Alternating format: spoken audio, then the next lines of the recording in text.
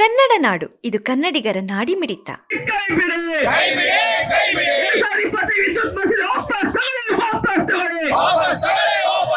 ಈ ದಿನ AIPF all India powermen's federation, AIUTUC all India united trade union centre, ಹಾಗೇನೆ ರೈತ ಸಂಘಟನೆ ಆಗಿರುವಂತಹ AIKKMS ಹಾಗೂ AIECA ಅಂದ್ರೆ ಅಖಿಲ ಭಾರತ ವಿದ್ಯುತ್ ಬಳಕೆದಾರರ ಒಂದು ಸಂಘ ಏನಿದೆ, ಇದರ ಒಂದು ಪ್ರಯುಕ್ತ ಈ ದಿನ ಒಂದು ಸಾಂಕೇತಿಕ ಪ್ರತಿಭಟನೆಯನ್ನು ನಾವಿಲ್ಲಿ ಹಮ್ಮಿಕೊಂಡಿದ್ದೀವಿ. ಇದರ ಉದ್ದೇಶ ಏನಂತಂದ್ರೆ, ಇವತ್ತು ಕೇಂದ್ರ ಸರ್ಕಾರ ಸಂಸತ್ನಲ್ಲಿ ಈ ಒಂದು ವಿದ್ಯುತ್ ಶಕ್ತಿ ಅಮೆಂಡ್ಮೆಂಟ್ ಬಿಲ್, ಅದೇ ಎಲೆಕ್ಟ್ರಿಸಿಟಿ ಅಮೆಂಡ್ಮೆಂಟ್ ಬಿಲ್ 2025 ಮಂಡಿಸೋದಕ್ಕೆ ಹೊರಟಿದ್ದಾರೆ. ಇದನ್ನ ನಾವು ಖಂಡಿಸಿ ಈ ಒಂದು ಸಾಂಕೇತಿಕ ಪ್ರತಿಭಟನೆಯನ್ನು ಹಮ್ಮಿಕೊಂಡಿದ್ದೀವಿ.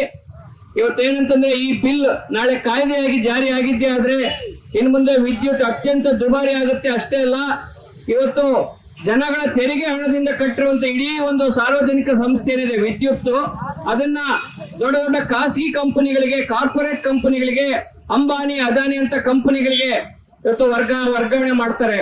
ಅಂದ್ರೆ ಇವತ್ತು ಎಲೆಕ್ಟ್ರಿಸಿಟಿ ಡಿಸ್ಟ್ರಿಬ್ಯೂಷನ್ ಏನಿದೆ, ವಿದ್ಯುತ್ತನ್ನ ಪ್ರಸರಣ ಮಾಡುವಂತ ಒಂದು ಇಲ್ಲಿವರೆಗೆ ಜವಾಬ್ದಾರಿ ಸರ್ಕಾರನೇ ನಿರ್ವಹಿಸ್ತಾ ಇತ್ತು. ಈಗ ಅದನ್ನ ಖಾಸಗಿ ಕಂಪನಿಯವರಿಗೆ ಅದನ್ನ ವರ್ಗಾಯಿಸೋದಕ್ಕೆ ಹೊರಟಿದ್ದಾರೆ. ಇದ್ರ ಮೂಲಕ ವಿದ್ಯುತ್ ಅಂತ ಒಂದು ಸೇವಾ ಕ್ಷೇತ್ರವನ್ನ ವ್ಯಾಪಾರ ಮಾಡೋದಕ್ಕೆ ಕೇಂದ್ರ ಸರ್ಕಾರ ಅವಕಾಶ ಕೊಡ್ತಾ ಇದ್ದಾರೆ.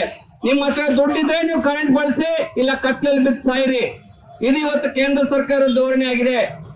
ಮುಂದಿನ ದಿನಗಳಲ್ಲಿ ಪ್ರತಿಯೊಬ್ರು ಈ ಒಂದು ಕಷ್ಟನ ಅನುಭವಿಸ್ತಾರೆ. ರೈತರಾಗಿರ್ಲಿ, ಹಾಗೇನೆ ಸಣ್ಣ ಒಂದು ಇಂಡಸ್ಟ್ರಿಗಳು ಇಟ್ಕೊಂಡಿದ್ದಾರೆ, ಸ್ಮಾಲ್ ಸ್ಕೇಲ್ ಇಂಡಸ್ಟ್ರಿ ಅಂತವ್ರಾಗಿರ್ಲಿ, ಅದೇ ರೀತಿ ಕಾರ್ಮಿಕರಾಗಿರ್ಲಿ. ನಾಳೆ ಕಾರ್ಮಿಕರು ಕೂಡ ಕೆಲಸ ಕಳ್ಕೊತಾರೆ. ಖಾಸಗೀಕರಣ ಆದ್ರೆ ಈಗಿರುವಂತ ನೌಕರ ಸಂಖ್ಯೆನ ಕೆಳಗಿಳಿಸ್ತಾರೆ. ಹೆಚ್ಚೆಚ್ಚು ಗುತ್ತಿಗೆ ನೌಕರರ ಅಪಾಯಿಂಟ್ಮೆಂಟ್ ಮಾಡ್ಕೊಳ್ತಾರೆ.